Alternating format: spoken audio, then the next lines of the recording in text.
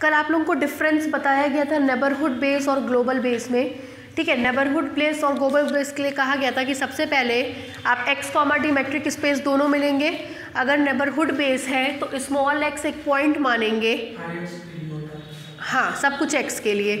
फिर neighbourhood base में ux, bx, ux, bx, bx, ux, और दूसरे वाले में tb, tb, bt, tb, bt, ठीक है। तो हम लोग एक थ्योरम कर रहे थे, कहा गया था every second countable space is first countable. मान लिए थे कि x, d कोई मेट्रिक स्पेस है जो कि सेकेंड काउंटेबल स्पेस है। सेकेंड काउंटेबल स्पेस होने का मतलब इसके पास एक काउंटेबल ग्लोबल बेस या ओपन बेस पाया जाएगा। हमने मान लिया था ये ग्लोबल या ओपन बेस भी है जो कि काउंटेबल है। अब दिखाना था कि ये x, d to show x, d first countable होगा, फर्स्ट काउंटेबल होगा, ठीक है। फर्स्ट काउंटेबल की डेफिनेशन क्या बताई गई थी, small x belongs to capital X, ux, bx, ux, bx, bx, ux। तो हम लोगों ने कल क्या किया था, सबसे पहले x, d लिया था, ये मान लिया था, ux को डिफाइन कर दिया था, bx को बता दिया था। अब एक एलिमेंट कहाँ लेकर के चलेंगे, ux में। कहाँ तक लिखवाए थे जरा बताइएगा। bx is countable. देखिए ux के लिए कहा गया था collection of neighbourhood of x, bx के लिए कहा गया था सब collection of neighbourhood of x, सब collection of neighbourhood of x, neighbourhood of x। b के लिए कहा गया था b में ओपन सेट्स होते हैं, ओपन सेट्स कंटेनिंग x, ठीक। और कोई भी ओपन सेट नेबरहुड होता है खुद में पाए जाने वाले पॉइंट्स का। तो b में मिलेंगे नेबरहुड ऑफ x। चूंकि b को पहले डिफाइन किए थे, b से ही निकाल करके कुछ एलिमेंट यहाँ रखे गए, b काउंटेबल है तो bx भी क्या होगा, काउंटेबल होगा, ठीक है। यहाँ तक हम आपको बता दिए थे। अब हम लोगों ने कल ux को डिफाइन किया, फिर bx को डिफाइन किया। अब एक एलिमेंट कहाँ लेकर के चलेंगे, u में, ux में। Let for every u belongs to ux, ठीक। एलिमेंट कहाँ ढूंढेंगे, bx में। यहीं से अब ये कड़ी मिलने लग जाती है, ध्यान दीजिएगा। ux, bx, एक एलिमेंट कहाँ ले लिया, ux में। For every u belongs to ux there exist. तो देयर एग्जिस्ट का मतलब होता है कि आपको एग्जिस्ट कराना है, आपको फाइंड आउट करना है। फाइंड आउट किसकी हेल्प से करेंगे, दिए गए रिजल्ट की हेल्प से करेंगे। Let u belongs to ux be any neighbourhood of x, ठीक। कोई भी नेबरहुड के अंदर पाए जाने वाले पॉइंट्स उसके इंटीरियर पॉइंट्स होते हैं। अगर u x का नेबरहुड है तो x will be the interior point of u, ठीक है। चलिए लिखिए इतना,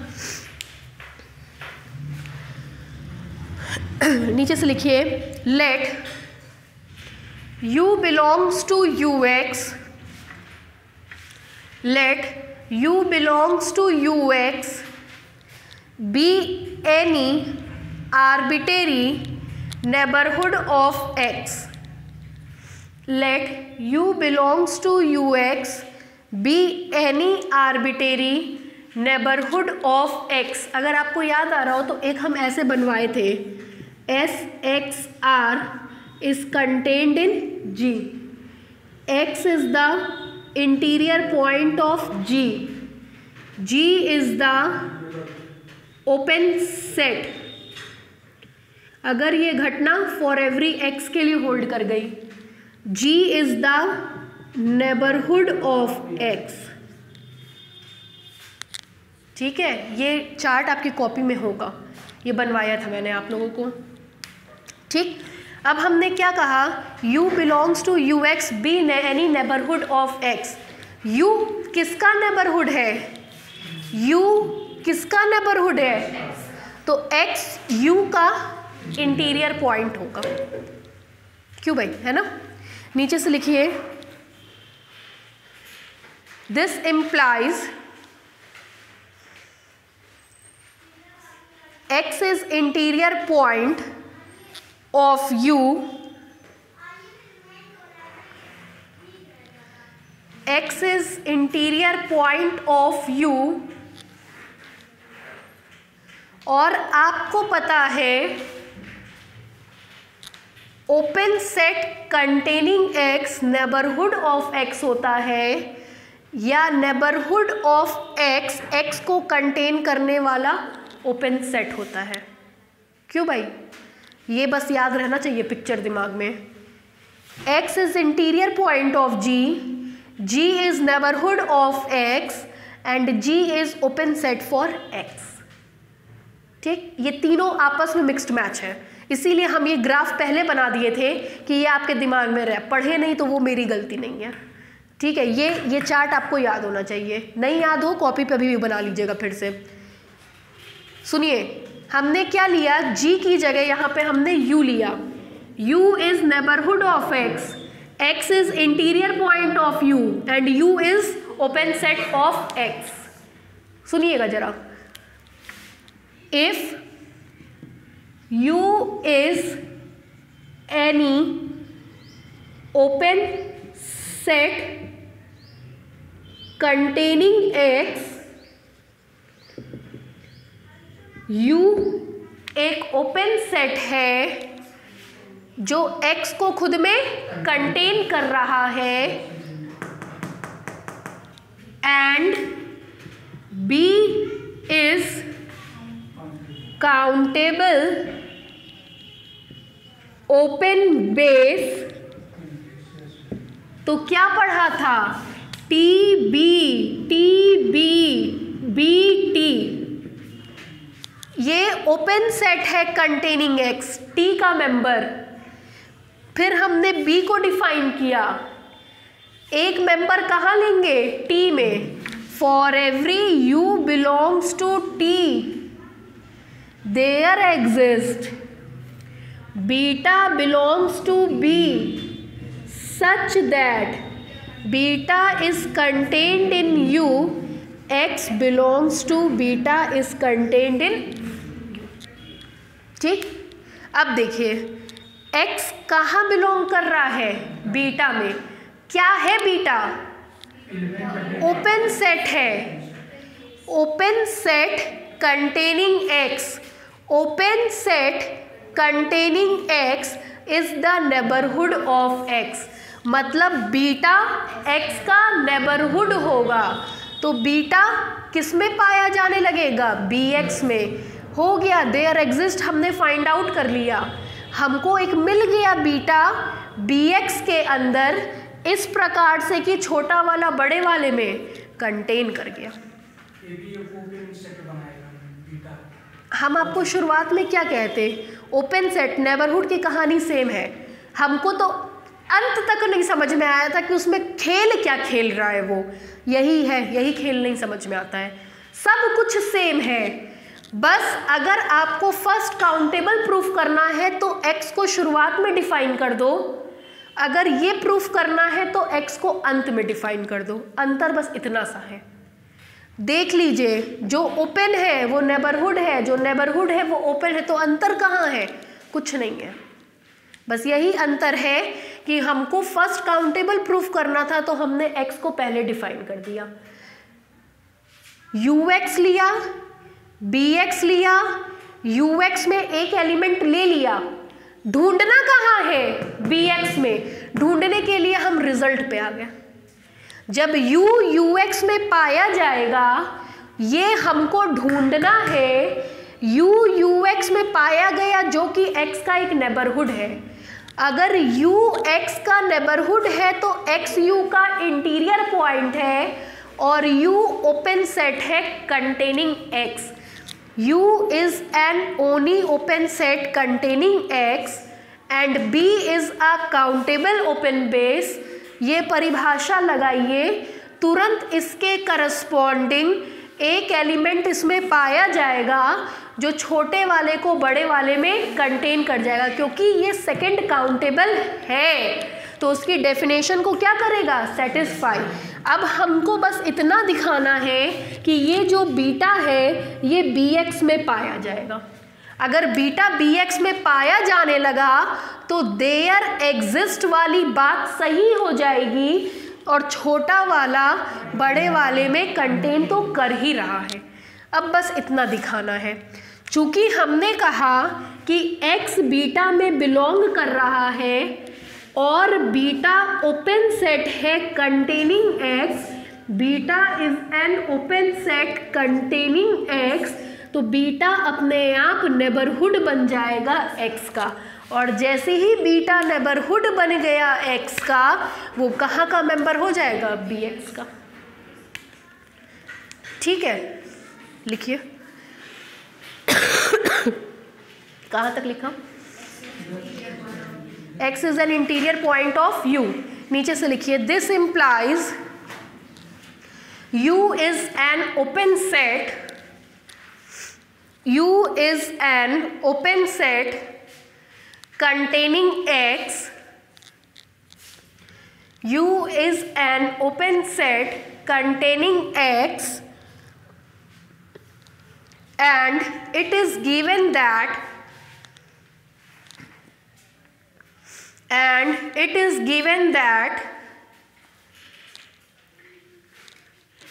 B is countable open base, B is countable open base। नीचे से लिखिए, then for every u belongs to t, then for every u belongs to t, जरा t को ब्रैकेट में मेंशन करिए, ब्रैकेट में लिखिए, collection of all open sets of capital X, collection of all open sets of capital X, bracket 1, there exist beta belongs to B, there exist beta belongs to B such that X belongs to beta is contained in U।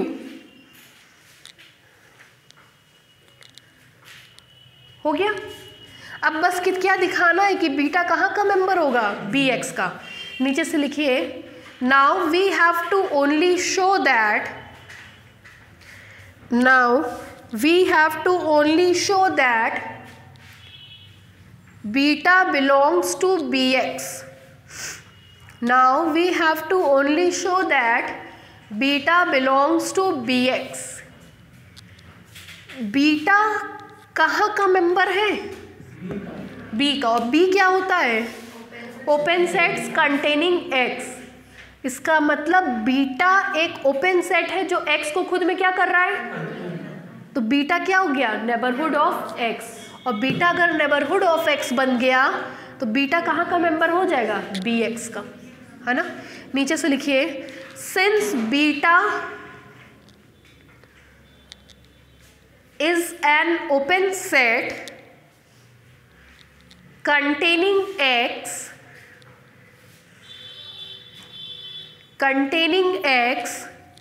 नीचे से लिखिए, this implies beta is a neighborhood of x, this implies beta is a neighborhood of x। नीचे से लिखिए, and beta belongs to bx, and beta belongs to B X. इसका मतलब beta कहाँ पाया जाने लगा, बी एक्स में। ठीक, नीचे से देखिए, फिर यहाँ देखिएगा, हैंस, यहाँ ध्यान दीजिए, hence for every u belongs to ux there exist beta belongs to bx such that x belongs to beta is contained in u। ये परिभाषा तो लोकल बेस की है। इसका मतलब B क्या बनाएगा, लोकल बेस। और तो और B हमारा क्या है, काउंटेबल। X के लिए एक काउंटेबल लोकल बेस मिलने लग गया, मतलब X फर्स्ट काउंटेबल स्पेस हो गया। ठीक है, लिखिए ये लाइन,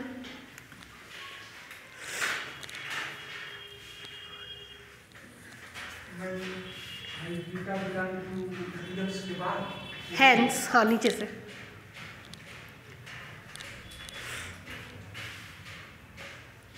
आपके समझ में आ रहा है कुछ, कुछ पढ़ा हुआ है ये कि नहीं? नहीं, कोचिंग जहाँ करती थी वहाँ पढ़ी हुई है अभी।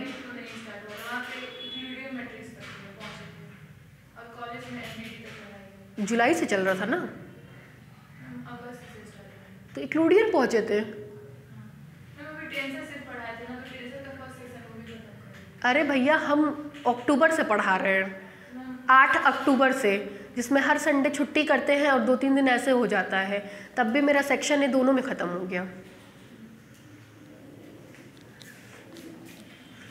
और नोट्स अभी तो यहाँ से ले रही हैं, ज़रा वहाँ से मैच करिएगा कि किसके में ज़्यादा पोर्शन है, तब आपको पता चलेगा कि कितना हम पढ़ाएं। पेपर तो यूनिवर्सिटी का बनेगा, आपके कॉलेज वाले लाख लिखवा लें, अगर यूनिवर्सिटी में एक क्वेश्चन भी अलग है तो उसके आने के चांसेस 100% हो गए। हम लोग जो पढ़ाते हैं वो यूनिवर्सिटी के नोट से पढ़ाते हैं, क्योंकि मैट्रिक स्पेस यूनिवर्सिटी में 3 साल से हम ही पढ़ा रहे थे। इस साल ड्यू टू कोविड हमने नहीं छुआ। 3 साल से यूनिवर्सिटी में मैट्रिक स्पेस हम ही पढ़ा रहे थे, MSc भी हम ही पढ़ाते हैं वहाँ। ठीक है, तो हमको ये बहुत कॉन्फिडेंटली पता है कि क्या पढ़ाना है, क्या आना है। हो गया यहाँ तक? नीचे से लिखिए, hence B is local base of small x which is countable। Hence B is local base of small x which is countable।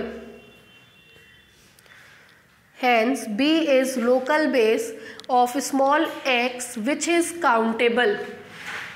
चूंकि x के पास एक काउंटेबल लोकल बेस मिल गया, इसका मतलब x कैसा होगा, फर्स्ट काउंटेबल होगा। ठीक है, नीचे से लिखिए, hence metric space x, d is first countable space. Hence metric space x, d is first countable space. फिर से हम इसका एक डिस्क्रिप्शन दे रहे हैं, ध्यान से सुनिएगा। x, d के लिए दिया गया था कि ये सेकेंड काउंटेबल स्पेस है, मतलब इसके पास एक काउंटेबल ग्लोबल भी छोड़ दीजिए, ओपन आप लोगों का ज़्यादा सेट है, काउंटेबल ओपन बेस मिलेगा। मान ले रहे हैं वो काउंटेबल ओपन बेस क्या है, b। इधर देखिए, ux का मतलब collection of neighbourhood of x, collection of neighbourhood of x। bx का मतलब सब collection of neighbourhood of x। ठीक,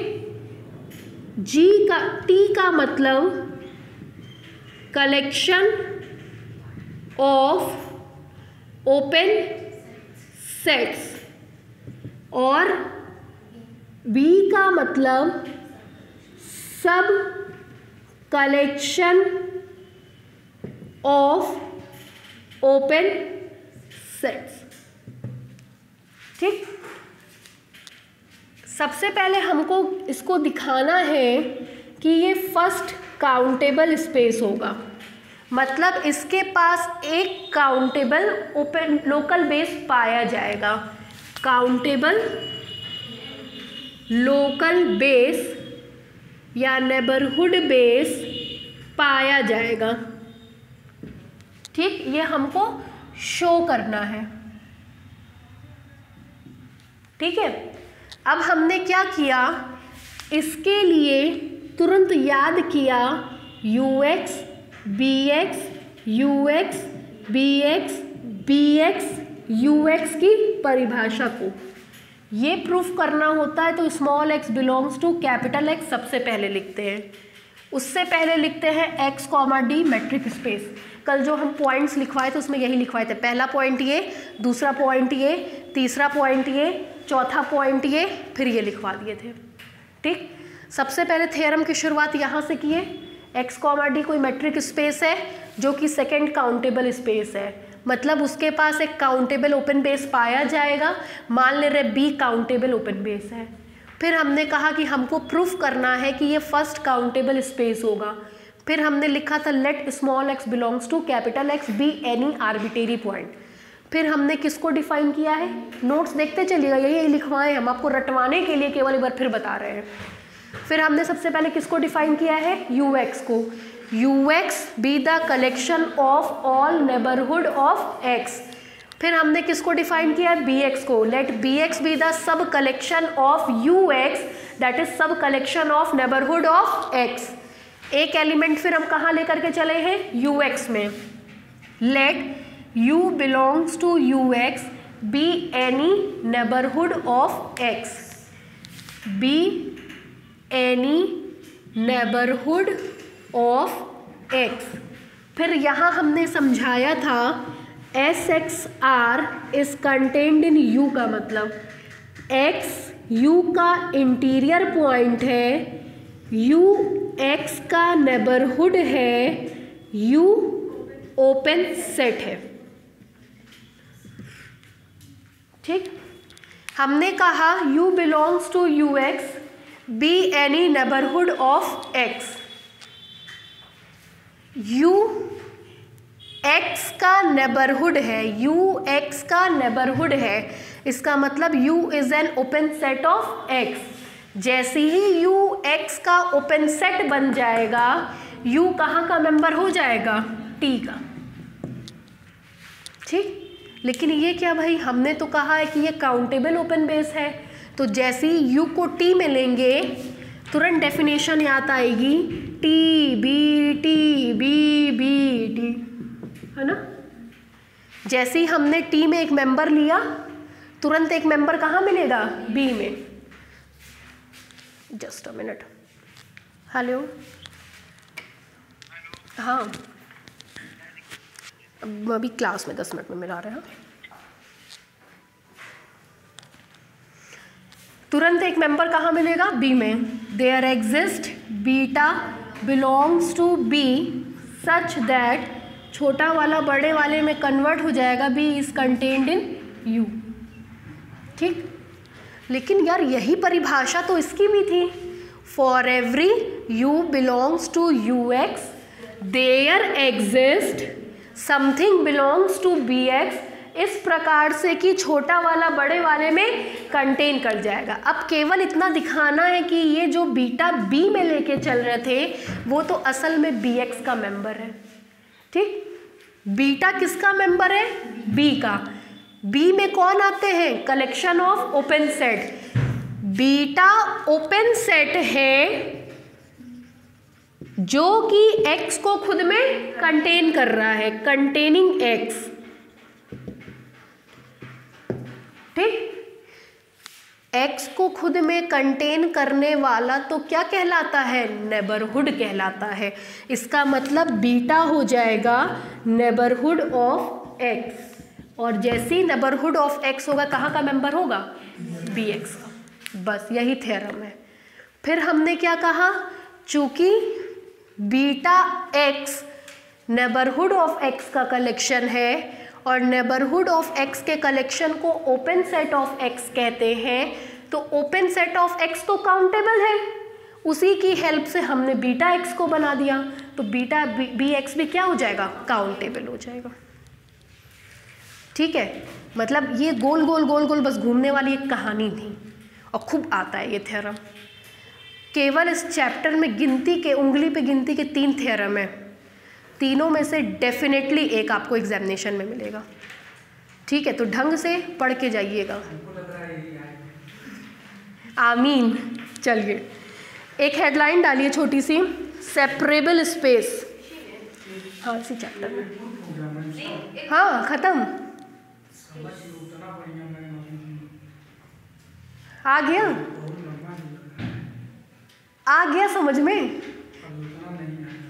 2-4 पर पढ़िएगा तब आएगा। ठीक है, केवल इसमें आपको घुमाना है, कब इधर कब उधर, बस यही इसमें इम्पॉर्टेंट चीज़ है। अब एक डेफिनेशन और 2 थ्योरम और बचे, चैप्टर ख़त्म हो जाएगा। हमको लगता है आज हम ख़त्म कर ले जाएंगे चैप्टर। ठीक है, तो थोड़ा सा घर पे जाके पढ़िएगा, और हम आप लोगों को एक सजेस्ट करेंगे एक चीज़, अब जो है जो पढ़ रहे हैं वो क्लासरूम के साथ तैयार करते चलिए, तो उससे क्या होगा, मार्च में एग्जामिनेशन के लिए यहाँ से नहीं पढ़ना पड़ेगा, केवल पहले का पढ़ना पड़ेगा।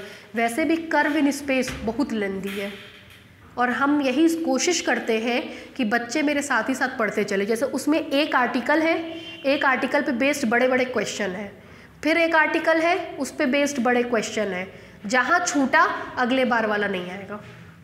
तो कोशिश करिए कि जब भाई यहाँ तो क्वेश्चन लगवाया ही जा रहा है, एक हम लगवाते हैं, एक होमवर्क देते हैं, जब घर पे लगाएं तो उस आर्टिकल को तैयार कर लें। ये हम अपने भले के लिए नहीं कह रहे, आपके भले के लिए कह रहे हैं। और वास्तव में अगर आप ऐसे कर ले गए तो आप एग्जामिनेशन के बाद हमसे यही कहेंगे कि मैम हमको दिक्कत नहीं हुई। बाकी अब आपके हाथ में, अगर यहाँ से आप पढ़ना शुरू कर दिए तो आपको केवल और केवल 2 महीने का रिवीजन करना पड़ेगा, यहाँ का मार्च तक आपको याद रहेगा। तो पढ़ते चलिए, है ना, अपनी तैयारी करते चलिए। देखिए 2 फंडा होता है, हम अपनी लाइफ की हिस्ट्री आपको बता रहे हैं, या कोचिंग के हिसाब से चलिए या कॉलेज के हिसाब से चलिए। जिनको कॉलेज समझ में आता है वो बच्चे कॉलेज के हिसाब से चलते हैं, वो कोचिंग को इग्नोर करते हैं, और जो कोचिंग के साथ चलते हैं वो कोचिंग को ही लेकर चलते हैं। हम जब पढ़ते थे तो हम थोड़े बेवकूफ़ टाइप के थे, तो हमको यूनिवर्सिटी की पढ़ाई नहीं समझ में आती थी बहुत। जब आप लोगों के टाइम तो अब एवरेज टीचर है, मेरे टाइम में सब सीनियर टीचर थे, तो वो बहुत हाई लेवल का पढ़ाते थे। जैसे हमको याद है आज भी, हम बीएससी फर्स्ट ईयर की क्लास फिजिक्स में बैठे, हम क्लास छोड़ के भाग गए, बेंडिंग ऑफ बीम पढ़ा रहे थे। अब वो लंबा वाला क्लास हॉल यूनिवर्सिटी का, बीम दिखा दिखा के बेंड कर रहा है, हम तो सोचे कमरे की छत ना गिर जाए मेरे ऊपर, और हम बीच में क्लास छोड़ के चले गए थे। उसके बाद हम कभी क्लास नहीं किए। बीएससी फर्स्ट ईयर में हमको कोई जानता भी नहीं था। ठीक है, बीएससी फर्स्ट ईयर में जब हम टॉप कर गए तब सेकेंड ईयर से टीचर हमको ज़बरदस्ती क्लास में बैठाने लग गए, स्पेशली सुधीर सर। चना खाओ क्लास में बैठो, चना खाओ क्लास में बैठो, पागल कर देते थे एकदम। ठीक है, तो भी हम भागते थे क्योंकि हमको पता था कि यूनिवर्सिटी की पढ़ाई से मेरा पढ़ता नहीं पड़ेगा, वो मेरे स्टैंडर्ड के बहुत हाई है, हम नहीं समझ पाएंगे, तो हम भागा करते थे। हम कोचिंग को लेकर के चले जीवन भर, और एक नियम बना लिए थे कि आज कोचिंग में सुबह मैक्सिमम 3 ही घंटा क्लास चलता था।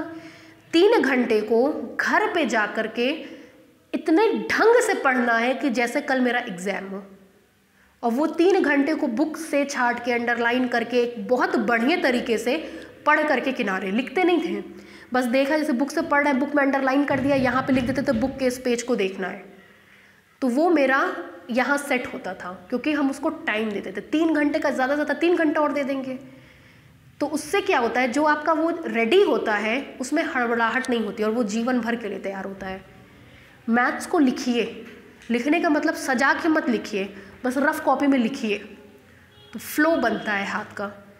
ठीक है, वो पढ़ाई आपको जीवन में कभी नहीं भूलेगी।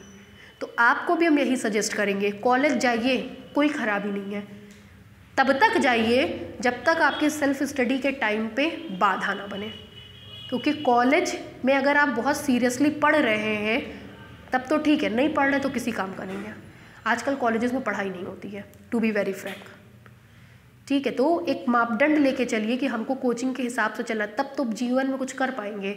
दोनों सवारी पे सवार होंगे, डूब जाएंगे एकदम। हम आपको फैक्ट बात बता रहे हैं, मतलब कोई हमसे पूछता है तुम तो टॉपर रही हुई हो और 5-6 साल तुमने टॉप किया है, कैसे, हम एकदम यही आपको स्ट्रैटेजी बता रहे हैं। एक चीज़ लेकर के चलिए, एक चीज़ पे फोकस्ड करिए। अगर आपको ये विश्वास है कि मेरे कोचिंग वाले कोर्स कंप्लीट कराते हैं अंत तक ढंग से, उसको लेके चलिए। कॉलेज वाले कराते हैं तो उसको लेके चलिए, लेकिन एक चीज़ को लेके चलिए और ढंग से पढ़िए, तभी नैया पार होगी। वरना गारंटीड है, जो टेस्ट में आप लोगों का हाल हुआ है, कॉपी चेक किए हैं, वही हाल होगा, है ना। इसलिए पढ़ाई करिए और कोशिश करिए कि लिख करके पढ़िए। नेक्स्ट लिखिए, सेपरेबल स्पेस।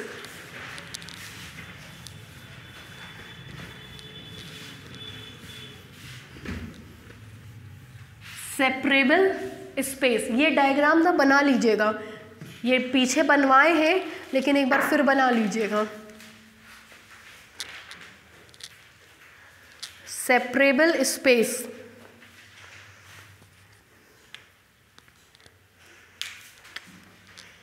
मान लीजिए x, d कोई मैट्रिक स्पेस है, इसको सेपरेबल स्पेस तब कहते हैं जब इसके पास कम से कम एक, एटलीस्ट वन काउंटेबल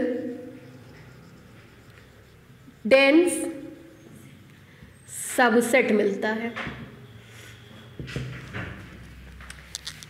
डेंस हमने पढ़ाया था, कोई भी सेट ए डेंस तब कहलाता है जब उसका क्लोजर स्पेस के बराबर हो जाता है। ठीक, for example R, D usual metric space है। क्यों भाई? R, D usual metric space है, मेरे हिसाब से ये सेपरेबल है। क्यों? क्योंकि इसके पास एक, रिमार्क में लिखवाए थे कि ये काउंटेबल होता है, एक काउंटेबल सबसेट क्यू पाया जाता है, और आपको पता है Q closure is equal to R. इसलिए यूजुअल मैट्रिक स्पेस सेपरेबल होता है क्योंकि उसके पास कम से कम एक काउंटेबल सबसेट पाया जाता है जो कि डेंस होता है। डेंस होने का मतलब उस सबसेट का क्लोजर पूरे स्पेस के बराबर होता है, उस सबसेट का क्लोजर पूरे स्पेस के बराबर है।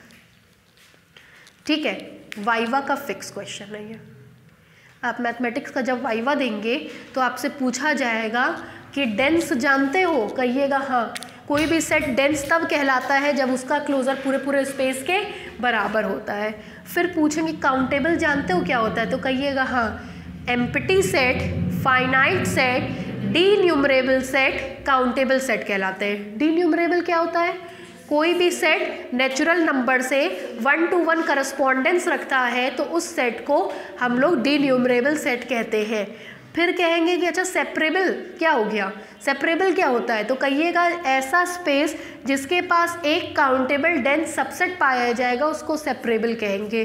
जैसे यूजुअल मैट्रिक स्पेस सेपरेबल है क्योंकि उसके पास एक काउंटेबल सबसेट क्यू पाया जाता है जो कि डेंस है। ये वाइवा लेने का स्ट्रक्चर हमने आपको बताया है। ऐसे ही वाइवा होता है, ये नहीं होता है अरे यूजुअल मैट्रिक स्पेस क्या बताए और चले गए, ऐसे ही घुमा के पूछते हैं। मतलब आप एक टॉपिक को पकड़ेंगे, उस टॉपिक में ढूंढना शुरू करेंगे। आप लोगों को एक प्रोजेक्ट फाइल भी बनानी है, पता है कि नहीं? एक प्रोजेक्ट फाइल बनती है, उस प्रोजेक्ट फाइल में एक एक किताब से एक एक टॉपिक लिखना होता है। कुछ समय तक पहले बीएससी फर्स्ट ईयर की 4 किताब, सेकेंड ईयर की 4 किताब, थर्ड ईयर की 6 किताब से बनता था, 14 किताब से। अब उसको घटा करके इन लोगों ने कुछ कम कर दिया है। ठीक है, तो वो प्रोजेक्ट फाइल बनती है। तो आप मोटा मोटी ऐसे मानिए कि फरवरी से आप लोग बहुत व्यस्त हो जाएंगे। फाइल बनाएंगे, घर पे लिखेंगे, तो जो पढ़ाई करनी है वो दिसंबर आधा और जनवरी तक भी हो पाएगी। तो अपने आप को मेंटली प्रिपेयर करिए कि कैसे आपको 1.5 महीने में तैयारी करनी है और प्रिपरेशन करना है। तरीका वही, घर जा कर के 3 घंटा पढ़िए कोचिंग वाला, बाकी समय में पहले का रिवीजन कर डालिए। चलिए लिखिए नेक्स्ट। सेपरेबल स्पेस लिखिए, a metric space x, D, a metric space x, D is said to be separable, is said to be separable if and only if it has countable dense subset. If and only if it has countable dense subset. For example लिखिए, usual metric space R, D, usual metric space R, D is a separable metric space, is a separable metric space because it has a countable subset Q, because it has a countable subset Q which is dense,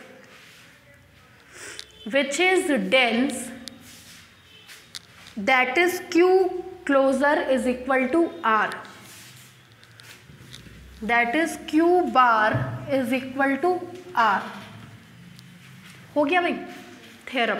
अब जो theorem पढ़ेंगे वो और दिमाग खगाएगा आपका, ठीक है। अभी तक तो कुछ नहीं है कि पढ़ा है, आसान सा भी था, अब थोड़ा और टिपिकल शुरू होगा।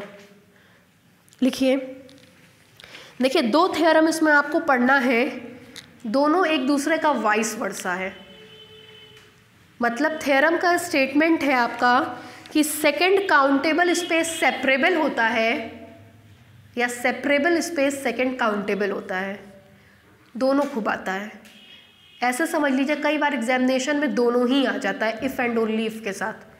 तो अगर दोनों आता है तो वो 8 नंबर में आता है, क्योंकि दोनों थ्योरम बहुत लेंथी है और दोनों का ही प्रूफ पूछ लेता है। तो ये चैप्टर आज ख़त्म हो गया है, इतना सा ही, लेकिन बिना ढंग से पढ़े तैयार नहीं होता है, ठीक है। तो लिखिए पहला थ्योरम, इसमें थ्योरम लिखिए, every second countable space, every second countable space is separable, every second countable space is separable. पहले हम इस थ्योरम की रिक्वायरमेंट्स आपको बता दे रहे हैं कि क्या क्या ज़रूरत है, क्या क्या चाहिए और कैसे कैसे मिलेगा। ये समझ जाने के बाद बस आपको स्टेप याद करना पड़ेगा कि ये स्टेप करेंगे तो ये चीज़ आएगी, ठीक। सबसे पहले कह रहा है कि x, D कोई मैट्रिक स्पेस है जो कि सेकंड काउंटेबल है। सेकंड काउंटेबल का मतलब बताइए, इसके पास एक काउंटेबल ओपन बेस होगा। एक काउंटेबल ओपन बेस हम मान ले रहे हैं B है, ठीक है। तो ये किस डेफिनेशन को सेटिस्फाई करेगा? टी बी बी टी, मतलब for every G belongs to T there exist beta belongs to B, X belongs to beta contained in G containing X,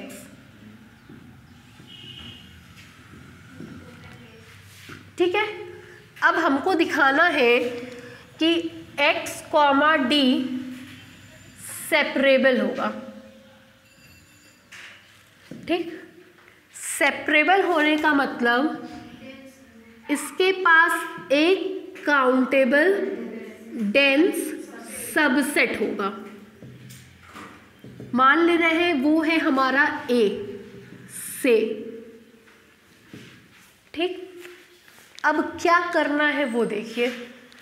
सबसे पहले तो ये बताना है कि A है कौन, कहाँ से आया है, कैसे कंस्ट्रक्ट हुआ है, क्या क्या एलिमेंट्स को रखता है, फिर जा कर के उसको काउंटेबल दिखाना है और तब जा कर के उसको डेंस दिखाना है, मतलब A closure is equal to X. ठीक, तो सबसे पहले हम ए को निर्माण कैसे होगा ये बता रहे हैं।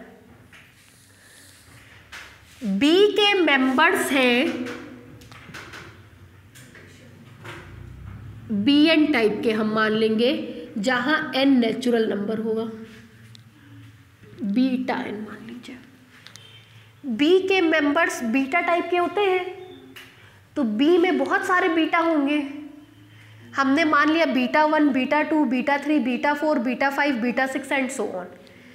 तो बी के जो मेंबर्स होंगे वो beta 1, beta 2, beta 3, beta 4 and so on type के होंगे। सेटिस्फाई है मेरी बात से? ये हमको इतना गिवन है, ये हमको दिया गया है, तो उससे एक बात तो क्लियर हो गई कि टी भी दिया गया है, बी भी दिया गया है। बी के एलिमेंट्स किस टाइप के हैं? बीटा। बी में बहुत सारे एलिमेंट्स होंगे, तो हमने मान लिया कि उसके एलिमेंट्स बीटा एन टाइप के हैं, मतलब beta 1, beta 2, beta 3, beta 4, beta 5, beta 6 and so on. यहाँ तक में कोई दिक्कत नहीं। बीटा 1 में एक एलिमेंट ले लीजिए A1। अच्छा सुनिए, बीटा कलेक्शन है ओपन सेट्स का, ये सारे के सारे ओपन सेट्स हैं। अगर ये ओपन सेट है तो उसमें मेंबर्स पाए जाएंगे। मान ले रहे इसमें एक मेंबर है A1, सुविधा के लिए 1 लिखे जिससे 1 से 1 मैच कर जाए। इसमें एक मेंबर मान रहे हैं A2, इसमें एक मेंबर मान रहे हैं A3, इसमें एक मेंबर मान रहे हैं AN, A4 and so on. ठीक है, यही A है।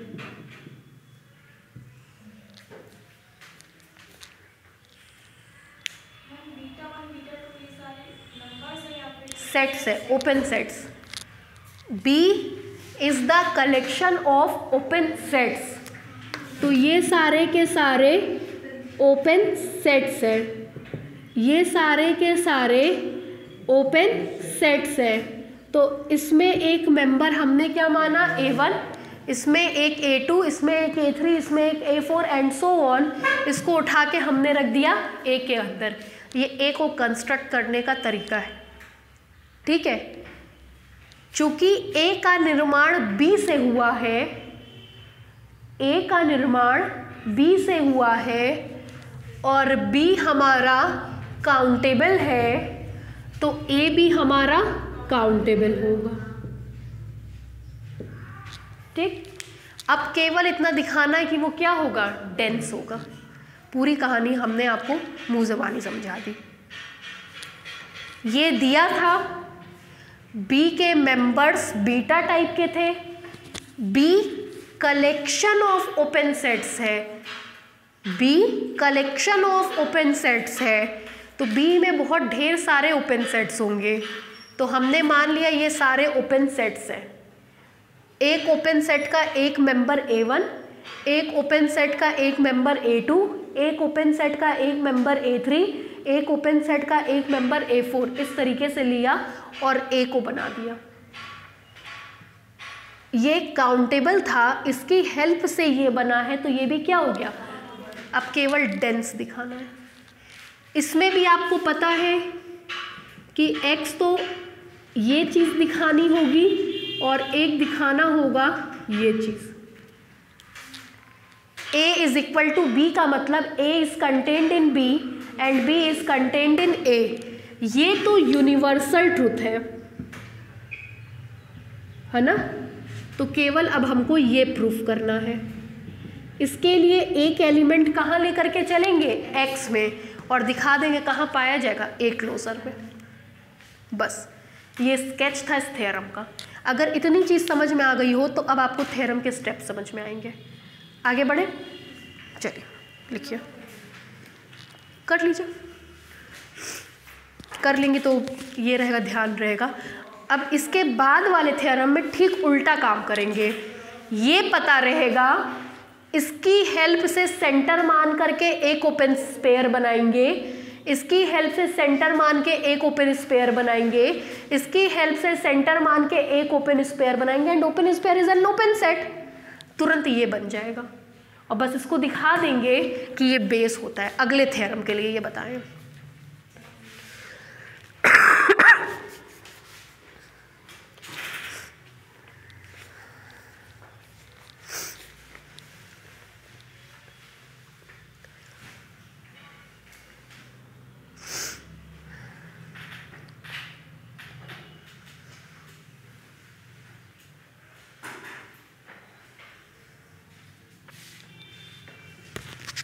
करिए, नोट कर लीजिए, पूरा ही कर लीजिएगा, किनारे वाला भी, क्योंकि हम मिटाएंगे तो अगले थ्योरम में काम में रहेगा।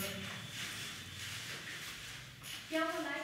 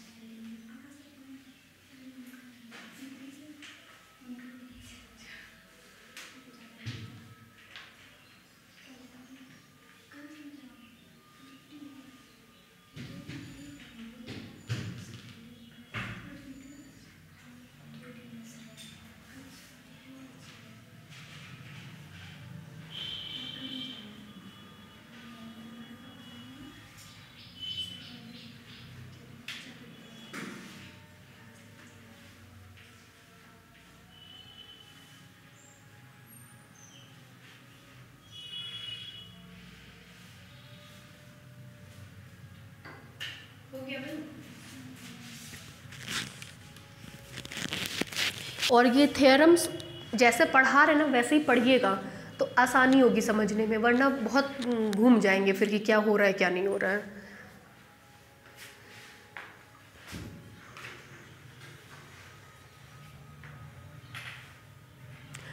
सेकेंड ईयर के बच्चे आते हैं पढ़ने, 3 ही बच्चे हैं ऑफलाइन में, बाकी सब ऑनलाइन वाले हैं।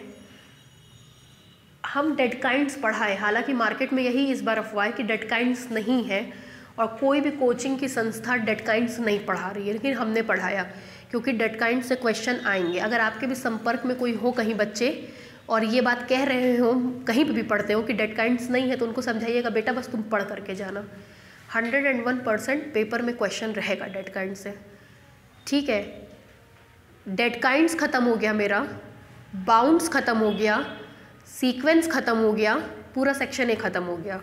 अब हम limit of the real valued function पे आ गए हैं। आज कह रहा है मैम अभी हम गए थे छुट्टी है, 10 दिन से गया हुआ तो छुट्टी पे, दूसरे कोचिंग में पता करने गया होगा, डेड काइंड्स नहीं पढ़ाए हैं, तब भी सीक्वेंस के आधे पे ही अटके हैं 3 महीने से। सोचिए, मतलब केवल और केवल इस साल, चाहे हम अपनी बात नहीं कर रहे हैं, हम तो शुरुआत किए, केवल और केवल कोचिंग के नाम पे हर जगह खिलवाड़ हो रहा है। हमको ये नहीं समझ में आ रहा सब पढ़ाएंगे कब, और मार्च में एग्जाम होगा। अरे भैया स्कीम आ गई है, अब कैसे नहीं होगा, वही तो भेजी है स्कीम।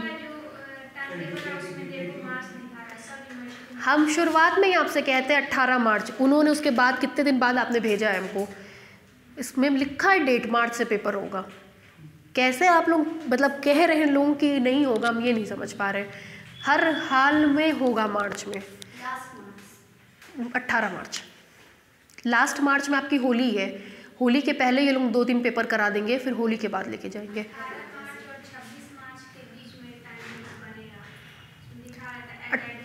18 मार्च हम आपको पहले बताए थे टाइम, 18 मार्च हमने कोचिंग में अपने करीबन महीना भर पहले ही अनाउंस कर दिया था कि 18 मार्च से पेपर होगा। हम लोग डिपार्टमेंट में बैठते हैं, हम लोग को आइडिया है उस चीज़ का, क्योंकि डिपार्टमेंट के जो मेरे डॉक्टर सुधीर कुमार श्रीवास्तव सर हैं, वही यूनिवर्सिटी का मेन लेखा जोखा इस समय देख रहे हैं, ठीक है। जो ऑफिशियल बिल्डिंग है उसके मालिक वही बने हुए हैं और उनका सारा काम हम लोग करते हैं। तो जितने भी ये सब लिस्ट विस्ट आती है हम ही लोग फॉर्मेट करते हैं, हम ही लोग प्रिंटिंग करते हैं। मेरा खुद का हाथ का प्रिंटिंग किया हुआ है, 18 मार्च से पेपर होगा। लिखिए प्रूफ में लिखिए, let x, d be a metric space, let x, d be a metric space which is second countable space, which is second countable space। यहाँ देखते चलिएगा, x, d मेट्रिक स्पेस है, क्या है, सेकेंड काउंटेबल। अब आगे यही लिखवाएंगे, इसका मतलब होगा there exist a countable open base, हम मान लेंगे वो ओपन बेस क्या है, b। लिखिए नीचे से, therefore there exists a countable open base, therefore there exists a countable open base,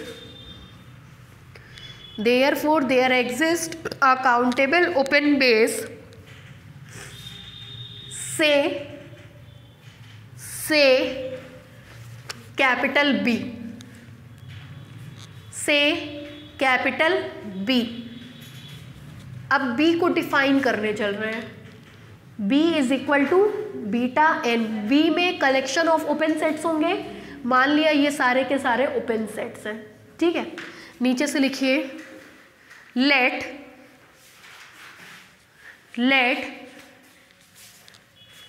ये लिखिए, ये लिखिए, let B is equal to curly bracket में beta N, N belongs to N, this implies B is equal to beta 1 comma beta 2 comma beta 3 comma dash dash dash.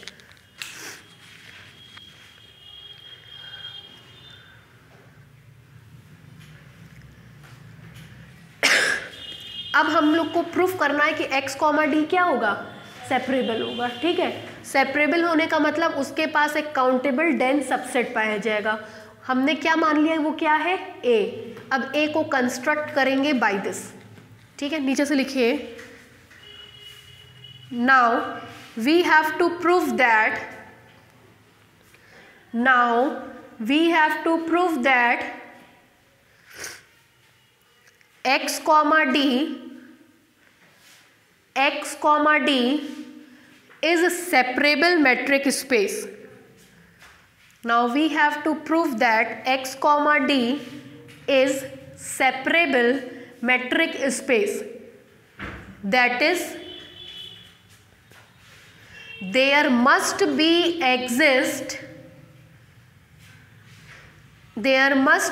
exist a countable subset capital A, a countable subset capital A of capital X, which is dense in capital X, which is dense in capital X, that is A closure is equal to X। ये bracket में लिखिएगा, that is A closure is equal to X, ठीक है। ये तो बता दिया A है, अब A को कंस्ट्रक्ट कर रहे हैं बाय दिस, ठीक। लिखिए पैराग्राफ चेंज करके, let us construct a set capital A, let us construct a set capital A by choosing one point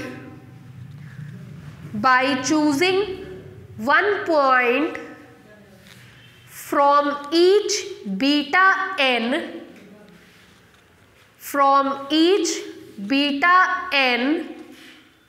comma small n belongs to capital N, small n belongs to capital N। नीचे से लिखिए, this implies capital A is equal to, देखिएगा यहाँ पे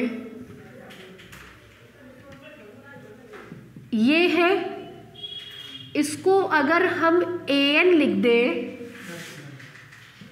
जहाँ an belongs to beta n, तो कोई दिक्कत? a1 belongs to beta 1, a2 belongs to beta 2, a3 belongs to beta 3 and small n belongs to capital n। ठीक है, लिखिए, दोनों लाइन लिख लीजिएगा।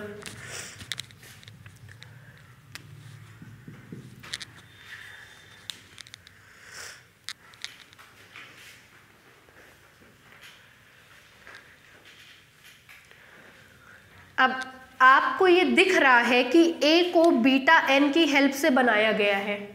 बीटा n b का मेंबर है, b काउंटेबल है, तो a b क्या होगा? काउंटेबल होगा।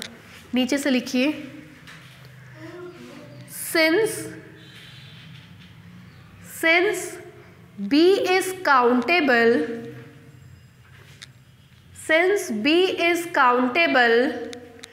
and capital A is construct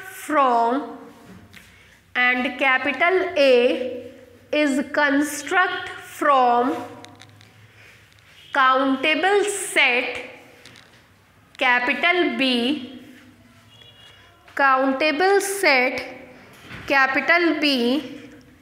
नीचे से लिखिए therefore A is also countable,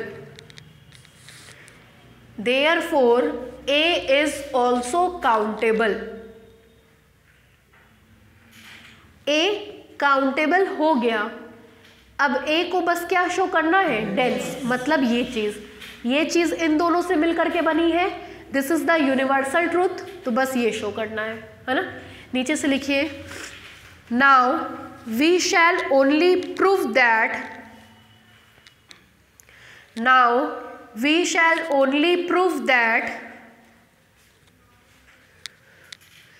A is dense in capital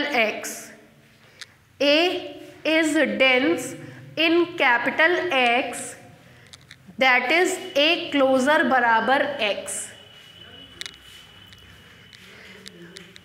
अब हम डायरेक्टली ये स्टेप लिखवा रहे हैं। ये स्टेप क्यों हो रहा है? क्लियर हो गया होगा अब आपको। इसको प्रूफ करने के लिए these two things, this is universal truth, so we have to prove only this thing। तो अब हम यहीं से शुरुआत कर रहे हैं, ठीक है। नीचे से लिखिए, let small x belongs to capital X be any arbitrary point, let small x belongs to capital X be any arbitrary point। आपको पता है जब स्मॉल x पहले आ जाता है तो सारी कहानी फर्स्ट काउंटेबल की हो जाती है। फर्स्ट काउंटेबिलिटी का मतलब नेबरहुड बेस, तो तुरंत अब हम नेबरहुड लेंगे इसका, ठीक है।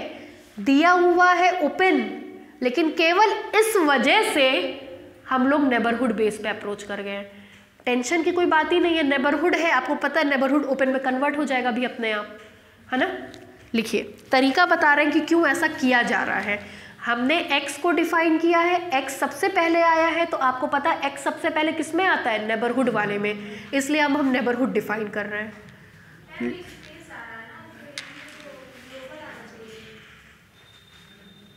स्पेस कहाँ आया? स्मॉल x कहाँ लिया आपने? कैपिटल X में। पेज पलट के देखिए, जहाँ लिखवाए थे सबसे पहले small x belongs to capital X, अगर लिख दिया आपने तो आप नेबरहुड में चले गए, है ना। मतलब आप खुद के बारे में सोच रहे हैं, ठीक है। बढ़े आगे, let small x belongs to capital X be any arbitrary point and let u be any neighborhood of small x, and let capital U be any neighborhood of small x। इतने में किसी को कोई डाउट? क्लियर है क्यों neighbourhood आया? ये बात समझ में आ गई?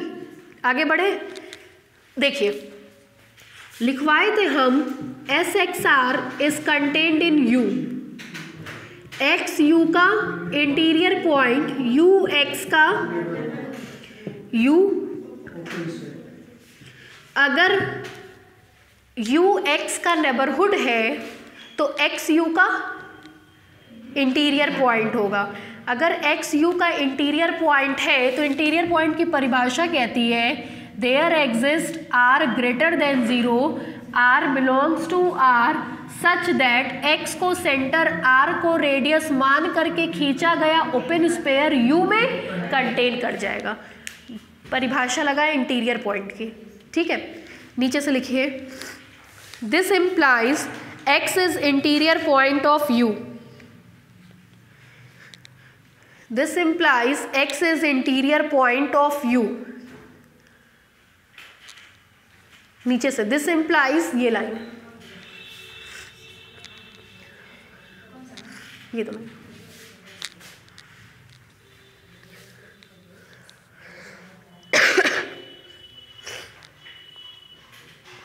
आगे बढ़े, हो गया। अब देखिए open sphere is an open set. Open spare में कुछ हो या ना हो, मरी से मरी हालत में उसका सेंटर जरूर होगा कंटेनिंग एक्स, ठीक है। एस एक्स आर एक ओपन सेट है जो एक्स को कंटेन करता है, और तो और बी इसका ओपन बेस है। This implies for every S X R B N open set containing X there exist, एक मेंबर कहाँ मिलेगा, T B, T B beta N not belongs to B such that छोटा वाला बड़े वाले में कंटेन कर जाएगा इस कंडीशन के साथ, ठीक है। This implies X belongs to beta N not contained in S X R, S X R is contained in U. This implies X belongs to beta n naught is contained in U. आ गई कहानी अपने आप open set पे, ठीक है। उतार डालिए तो कहाँ तक लिखा, ये यहाँ तक ना। नीचे से लिखिए since B is countable open base for capital X, since B is countable open base for capital X,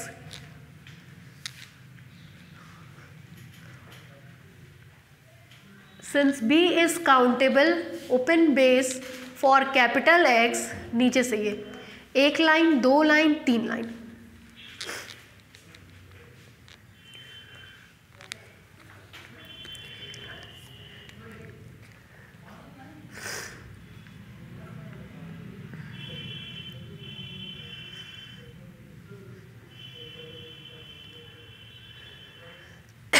बस हो गया, दो तीन लाइन और है।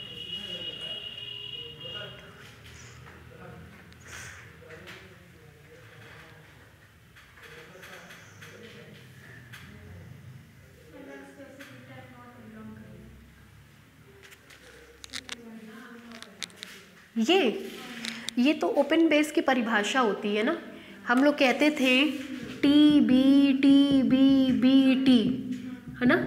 इफ जी इसका member, B any open set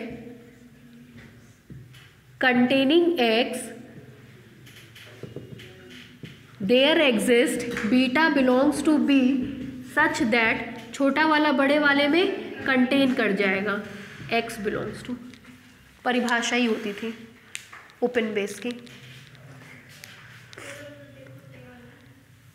बस सब पलट के टेबल में ही देखिए, कहीं नहीं जाना है।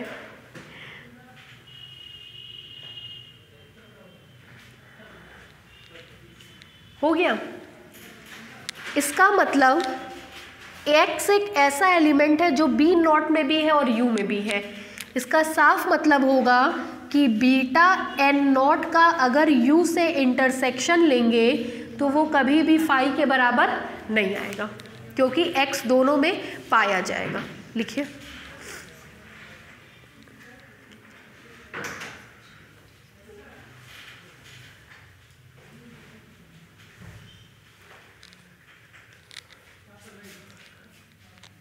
हो गया भाई, आगे बढ़ता है। चलिए अब जरा यहाँ देखिए ब्लैक बोर्ड पे, 2 मिनट ध्यान दीजिए।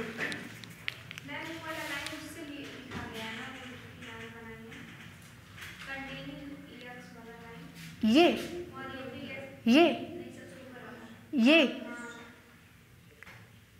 नहीं, ये S X R open sphere is an open set. Open set मरी से मरी हालत में सेंटर तो होगा ही होगा, कंटेनिंग एक्स।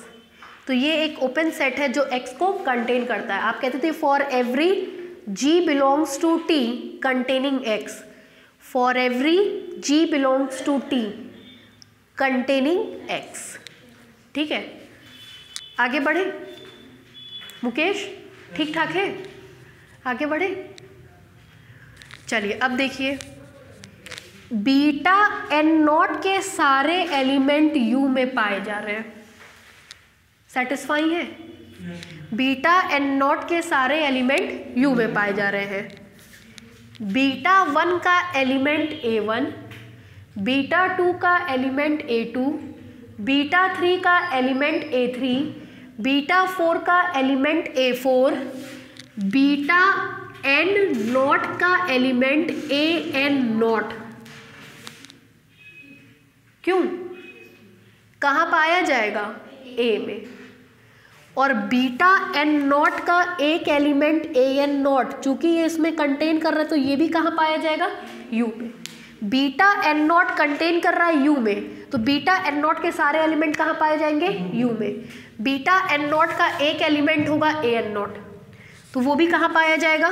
U में। और AN नॉट कहाँ पाया जा रहा है? A में। इसका साफ मतलब होगा कि एक में भी कंटेन करेगा, U में भी कंटेन करेगा, वैल्यू क्या आएगी? Not equal to 5।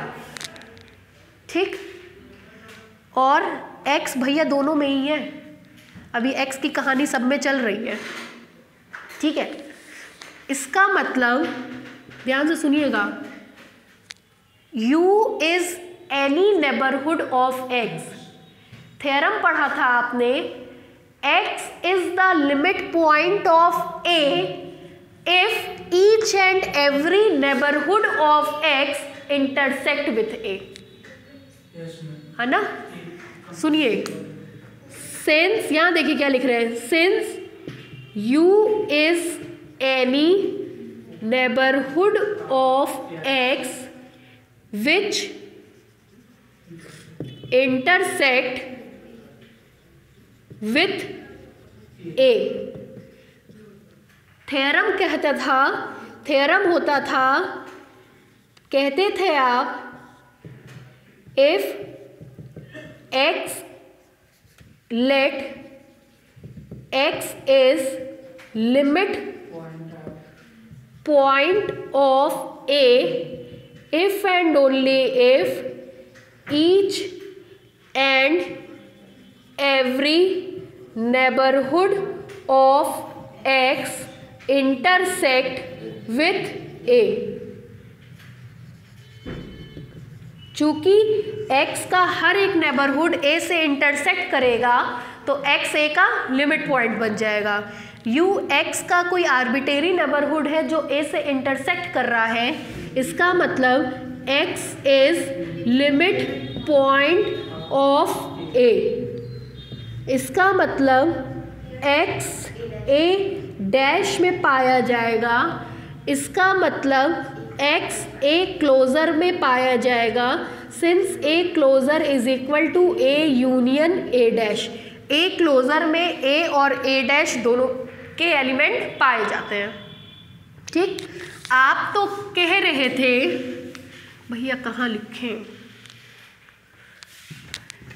आपने तो कहा था कि सिंस x पाया जा रहा है x में और वही x पाया जाने लगा a क्लोजर में, इसका मतलब x कहाँ कंटेन करेगा, a क्लोजर में।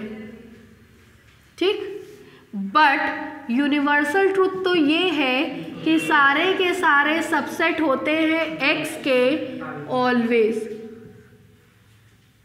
दिस इम्प्लाइज कंबाइंड करते ही मिलेगा a closure is equal to x, इसका मतलब a डेंस सबसेट होगा।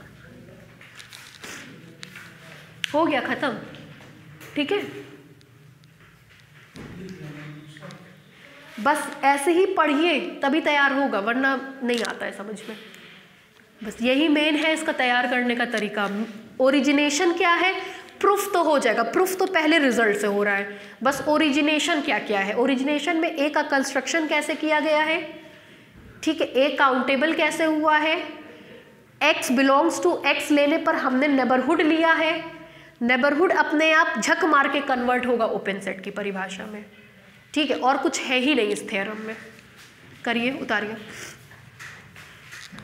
यहां तक हो गया होगा ना ये, और ये पूरा ब्रैकेट में एज सच लिख लीजिएगा।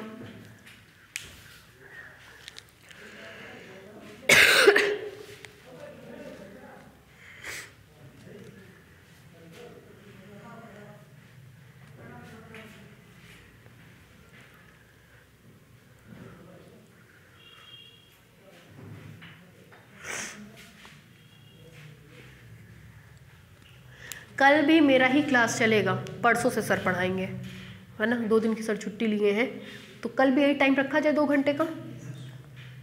कल हमको लगता है कि 2 घंटे में हम लोग का काफ़ी कुछ ख़त्म हो जाएगा new spaces from old spaces में, सब स्पेसेस मतलब, और सब स्पेसेस ख़त्म होने के साथ एक बार हम रोक करके फिर डीजी पे जाएंगे।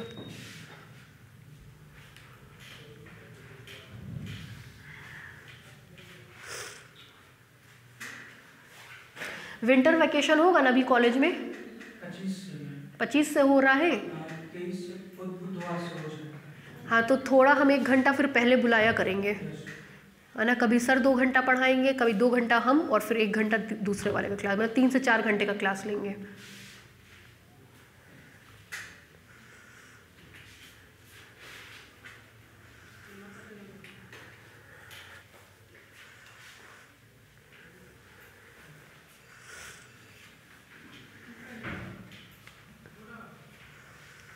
मेरा मन तो यही है कि 15 जनवरी तक जो है कर्व इन स्पेस ख़त्म कर दें, चाहे 2 घंटा बैठा के चाहे 3 घंटा बैठा के, बहुत ज़्यादा रिलैक्स्ड हो जाएंगे।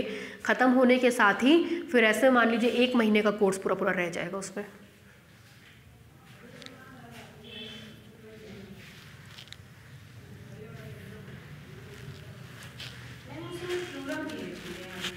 हाँ, वरना बाद में समझ में नहीं आएगा।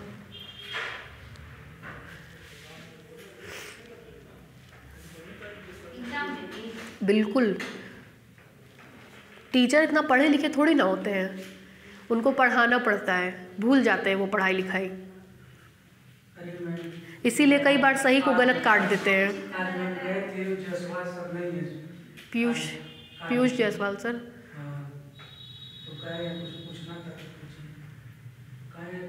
सब भुला जा रहे हैं, देख रहे हैं इतना बड़े भुलक्कड़ हैं हम, अभी उनको पढ़ाना पड़ता है। नहीं, वास्तव में इसीलिए कई बार गलत पे नंबर मिल जाता है और कई बार सही कट जाता है। टीचर्स को कुछ नहीं आता है, आप लोग उनसे ज़्यादा जानते हैं, ठीक है, इसीलिए उनको रिमाइंड कराने के लिए ये काम किया जाता है कि कहीं गलती से मेरा काट ना दें।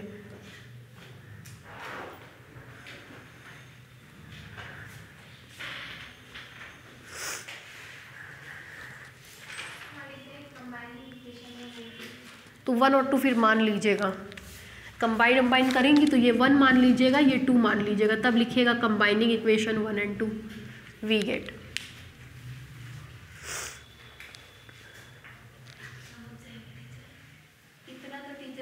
हाँ, वो तो समझ जाएंगे, आदि हो जाते हैं। हो गया।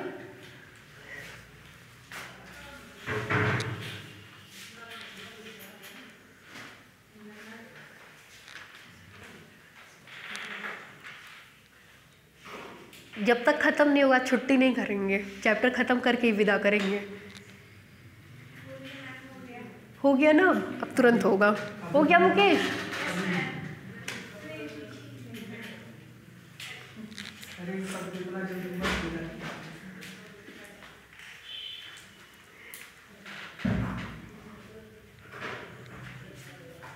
बोले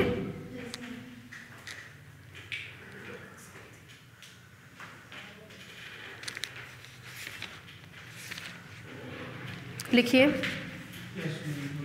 Hence A is countable dense subset. Hence A is countable dense subset of X. Hence A is countable dense subset of X. नीचे से लिखिए thus X, D is separable. Thus X, D is separable.